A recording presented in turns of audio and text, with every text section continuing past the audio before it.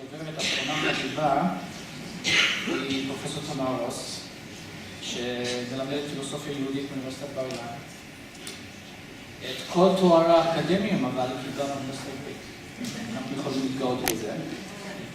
לימדה שנים רבות במדרשת לימנבאום, והצטרפה לסגל של אוניברסיטת בר אילן ב-1990. כתבה מאמרים רבים חשובים על השלכות הפמיניזם, על התיאולוגיה היהודית האורתודוקסית, ועל היבטים פמיניסטיים בתפיסתו של הרב קוק. ספרה ארמון התורה ממעלה, האורתודוקסיה ופמיניזם, יצא לאור ב-2007. תודה, בבקשה, פרופסור רוס.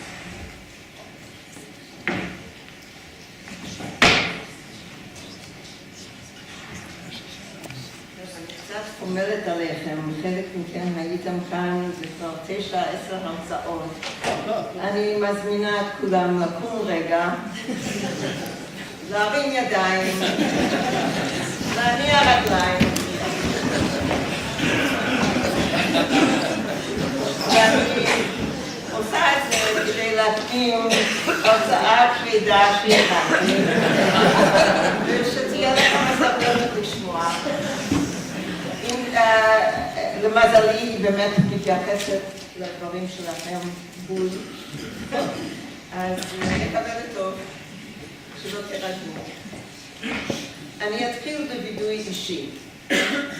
אני מאמינה אמונה שלמה בנצח ישראל. אפשר לקרוא לזה מה שמייק רוזנק אמר, אמונה מפורשת, דתיות מפורשת. נצח ישראל שלא ישקר. מרוב עיסוק בכתבי הרב קוק לא יכולתי שלא להידבק בחידק האופטימיזם הבלתי נראה שלו ולהאמין בכוחות מסתוריים שפועלים בהיסטוריה כדי להבטיח את עתידנו כעם, גם בשעותינו הקשות ביותר. כך למשל, הדחף הדמוגרפי של הפלג החרדי בחברה היהודית וכן גם מגמותיו הפונדמנטליסטיות לא נולדו בעיניי במקרה, אלא הם נובעים מחרדה אינסטינקטיבית, קולקטיבית לעתיד האומה. מאידך, עליית תקשורת ההמונים, שתלטנותו הכל חודרת של האינטרנט והמשבר הכלכלי העובר על חוגים אלה, עשויים להתפרש על ידי כמהלך ההשגחה העליונה שנועד לאזן בצורה דיאלקטית מגמות הרסניות אחרות הבאות בעטייה של התבצעות שמרנית זו.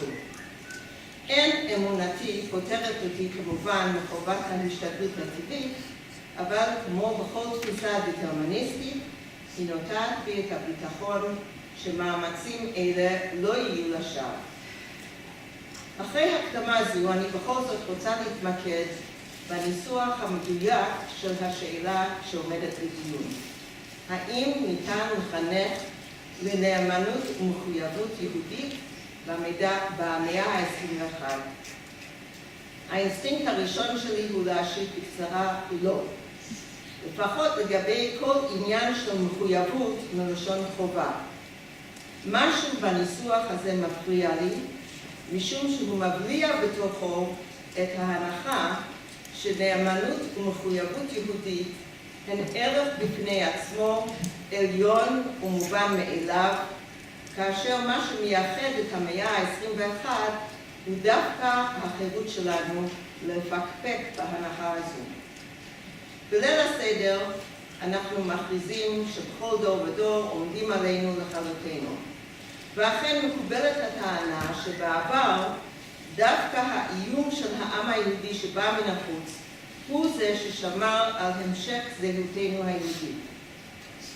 גם אם היה לנו איזה הווה אמינא לנטוש את כור מחצבתנו, באו אומות העולם והזכירו לנו שאין הדבר אפשרי.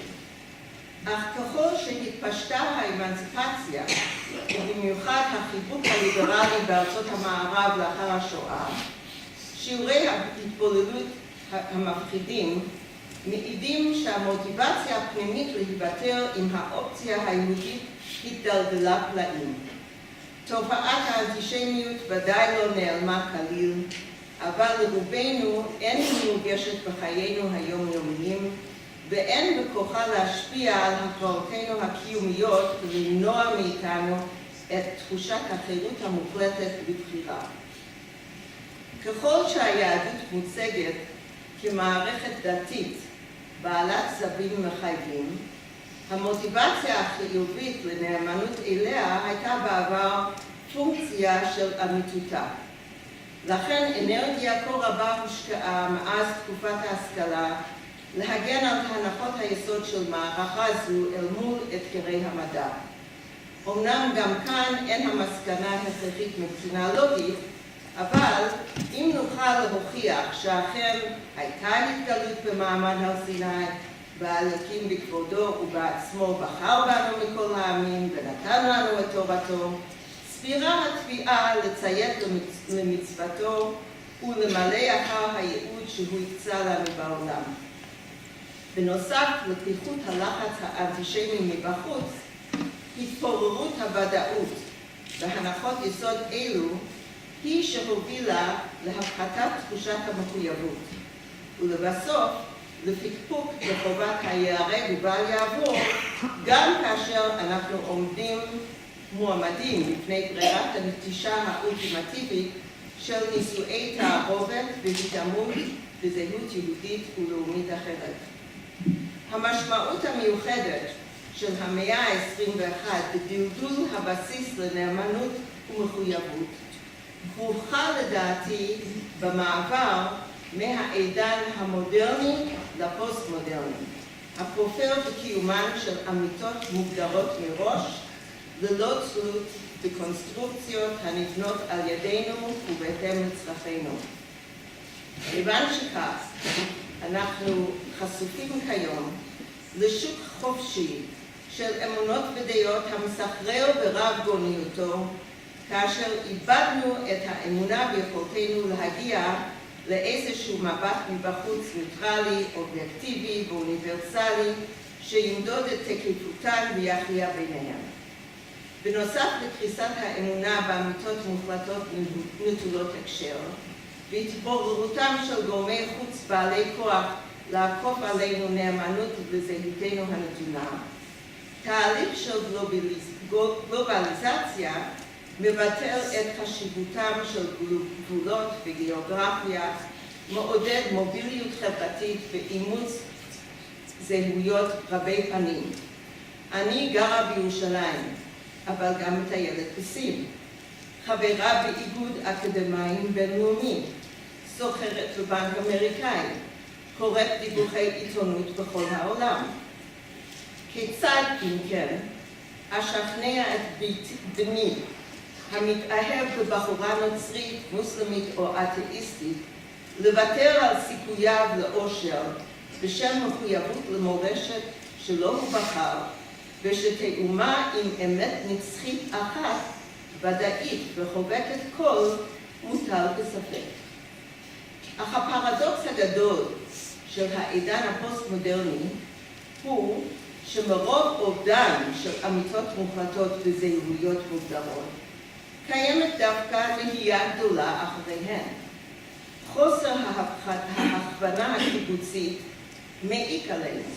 בעדות לכך, העלייה הגדולה בצורות שונות של ספיריטואליות אלטרנטיבית כזו הבנויה על מושג אלוהים התואם את הצורך שלנו להגדיר בכל זאת את עצמיותנו במציאות של קריסת גבולות ופירוק קהילות מוכנות.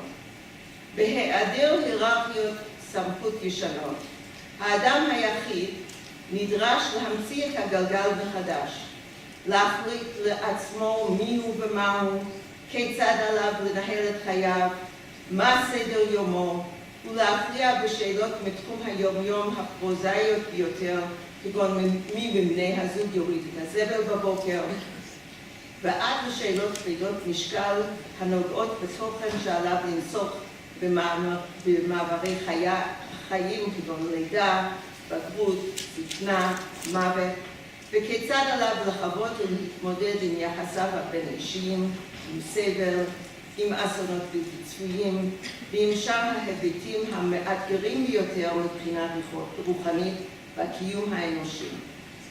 מחנכים ומנהיגי ציבור יהודיים המכירים בחלל הרוחני שנוצר בעידן של בידוד קיצוני של היחיד, מבקשים לתקוף את בעיית ההמשכיות היהודית מן הכיוון הזה ולחזק את התרומה הסוציולוגית של היהדות להשארת תודעתנו העצמית והצעת כל מיני פתרונות ברמה האסטרטגית.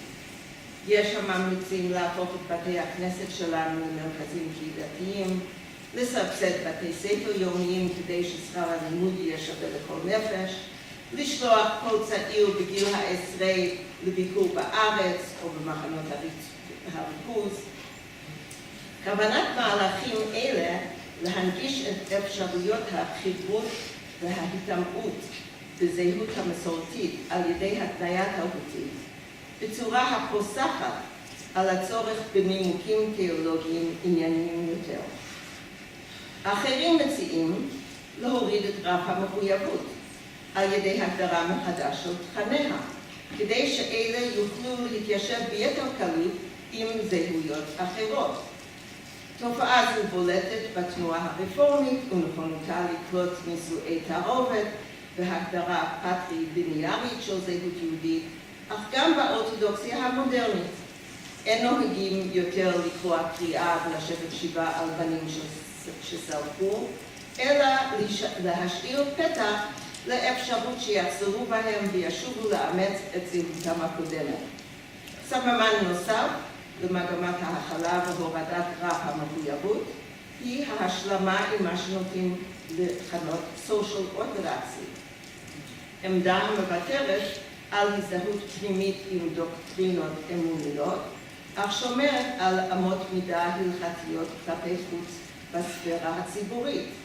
גישה אחרת לכך היא תיאולוגיה בנוסח הרב האמריקאי איץ גרינברג, הטוען שמאז השואה והפרת האמונים של הקדוש ברוך הוא לדאוג לקיומו של עם ישראל, אף אנחנו משוחררים מחובת הברית, וכל התחייבות נוספת מצידנו היא התנדבות ברצון.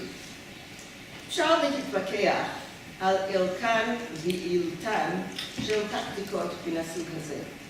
אין ספק שהגברת ההזדמנויות למפגשים חברתיים בין יהודים, חשיפה מוגברת לארון הספרים היהודי ולסבלות היהודים בעבר והצלחותיהם בהווה, מעודדים שייכות קהילתית והתערות מרצון במורשת. גישה סובלנית ומכילה שאינה טורקת סופית את הדלת בפני אלה המתבקשים לעמוד בדרישות שהיו מקובלות בעבר יותר בעייתית, משום שהיא מעלה את השאלה עד כמה ניתן לשכתב מחדש את הגדרות העבר ועדיין לקרוא לזה יהדות. ואולם שתי הגישות גם יחד עדיין עוקבות את השאלה הנוקבת ביותר, לשם מה המאמץ.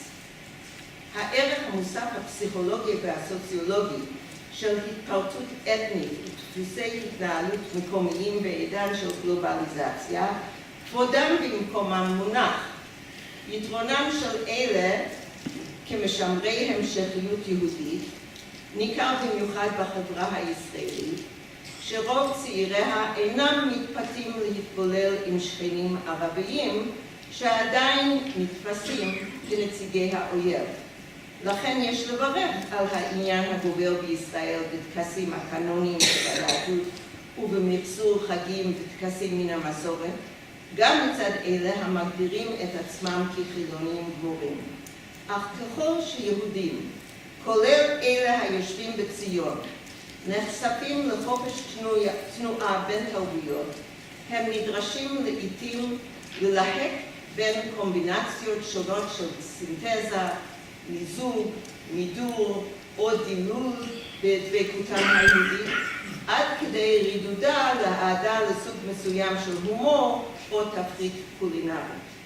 במצבים כאלה, יציבותה וכוח שרידותה של יהדות הנשענת על יתרונות סוציולוגיים תרבותיים בלבד מוטלת בספק.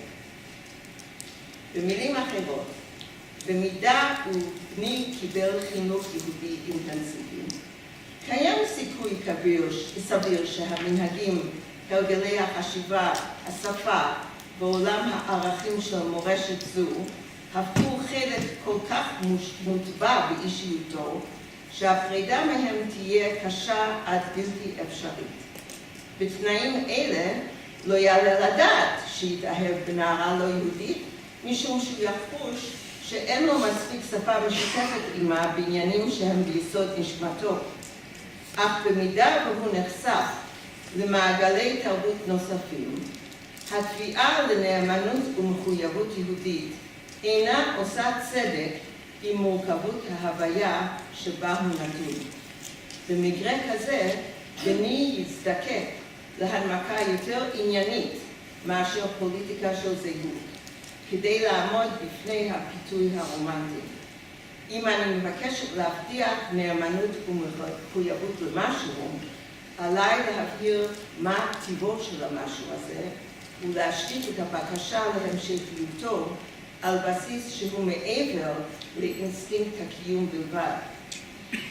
היהדות הצטיינה מאז ומעולם בחיפוש אחר משמעותם הרוחנית של חיינו הארציים. למרות החשש לפשטנות יתר, אסתכל ואומר שייחודה של היהדות בתובנה שמשמעות זו כרוכה בדימוי האדם כעבד השם, המתקרב אל בוראו על ידי עיון מתמיד ברצונו, כפי שרצון זה מתגלה בתורה ובקיום מדוקדק של מצוותיה. בהגדרת היהדות כתרכובת מיוחדת של דת ולאום, מובלעת גם ההנחה כי משימה זו חייבת להתנהל במסגרת של קולקטיב, קשה להיות יהודי על אי בודד, וקולקטיב הרואה את ייעודו במימוש הערגה לאלוהים במסגרת חברה שלמה השואפת לשקף את השלמות האלוהית עלי אדמות בדמות ממלכת כהנים וגוי קדוש. תפיסה זו הזינה דורות של מאמינים והצמיחה תרבות מפוארת של יצירה אינטלקטואלית, מסירות נפש ופתוס מוסרי ששימשו השראה לעולם כולו.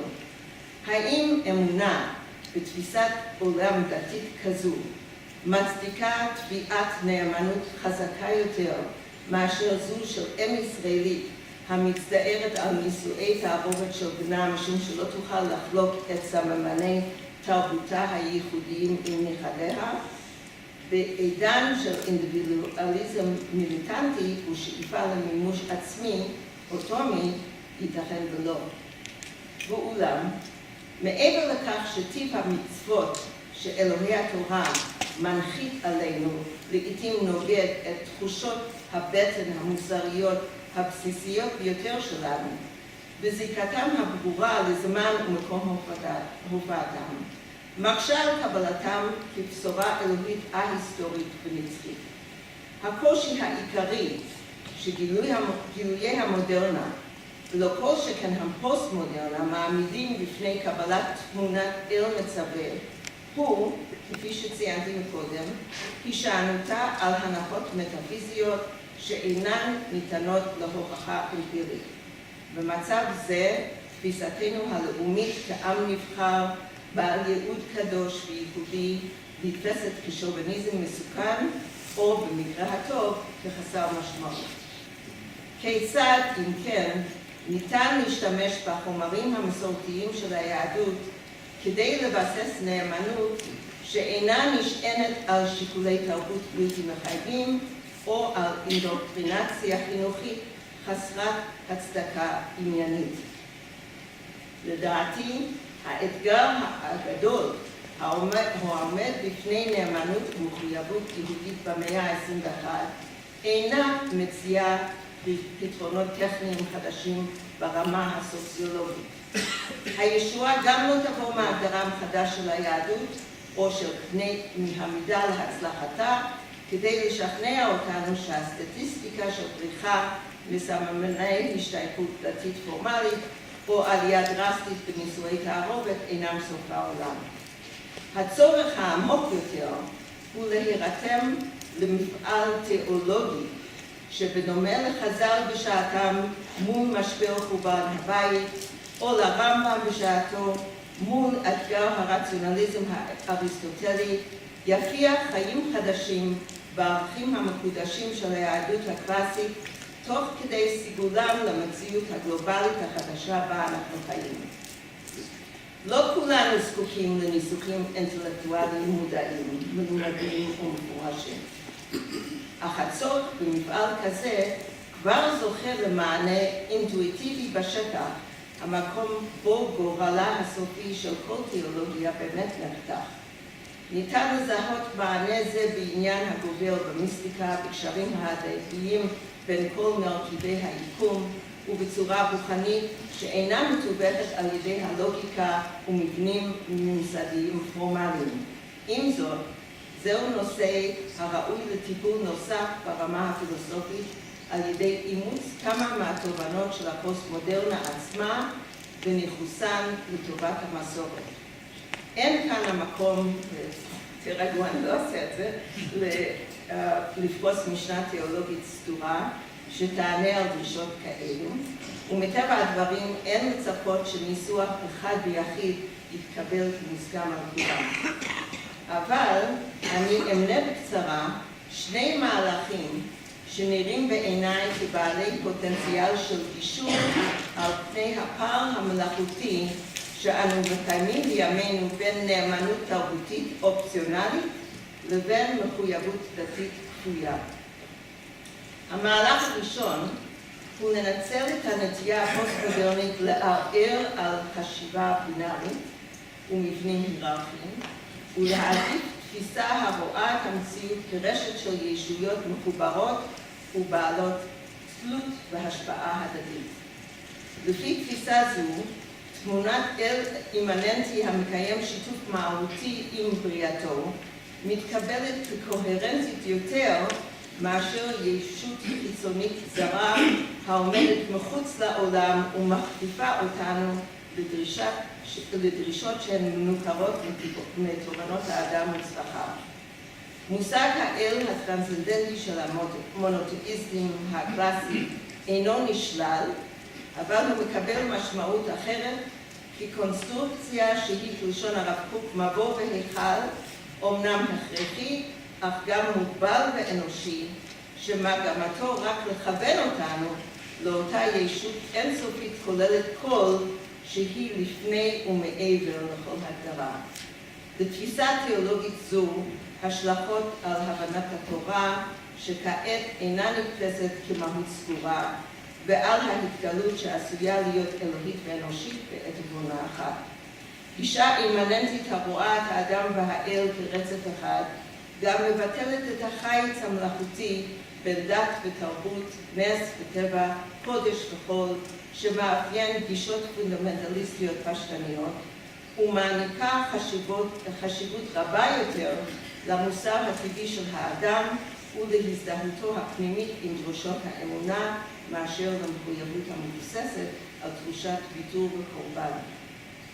מהלך שני, שהחשיבה הפוסט-מודרנית עשויה לתרום לטובת התיאולוגיה העכשווית, טמון במהפכת המפנה הלשוני שתחילתה בהגותו של הפילוסוף לודוויג ויטגנשטיין. כוונתי בעיקר לתובנתו שמשמעותם של תגידים לשוניים אינה אחידה, אלא נקבעת על פי הקשירם. אם ליישם את הקביעה הזאת בתחום הדתי, המסקנה היא שאין דוקטרינות דתיות מתפרשות בהכרח ובפשוטן, אלא לאור תפקידם בכינון תודעת המאמין. אף חשיבותה של המורשת היהודית אינה מתמצה במשמעות הקוגניטיבית של הוראותיה, ואינה נמדדת על פי מידת תיאומן למציאות האמפירית, אלא על פי העמדות הנפשיות שהן מחוללות, הזיכרונות, החלומות והמאוויים הקולקטיביים, מנהגים, ריטואלים ומשמעויות מיסטיות ואפילו מגיות שהצטרפו במשך דורי דורות. כל אלה נשזרים זה בזה ויוצרים ספק בלתי נראה המהווה את זהותנו העצמית ופרצופנו הרוחנית יהודיים. הודות לפתילים נוספים אלה והקשרים המורכבים שהתפתחו ביניהם במרוצת הזמן, מבלי שנהיה מודעים תמיד לקיומם ולא כל שכן למשמעותם, הפרדה קשוחה בין תרבות ותיאולוגיה היא עניין בלתי אפשרי, ותרומתן המשולבת לעיצוב תודעת עצמיותנו האותנטית חודרת למעמקים שאינם ניתנים לשיעור. גיוס שני המהלכים הללו לטובת המשכיות קיומנו כיהודים בעידן פוסט-מודרני עשוי להוביל ליהדות שהיא מפויסת יותר עם העולם, ויחד עם זאת אינה מוותרת על עקרונותיה המסורתיים ועל ייחודיותה. האם מודל כזה יוביל למחויבות משמעותית יותר, המושתתת על הזדהות מרצון? בתור מחנכים אין לנו תשובה מובטחת, נותר לנו רק לנסות ולקוות.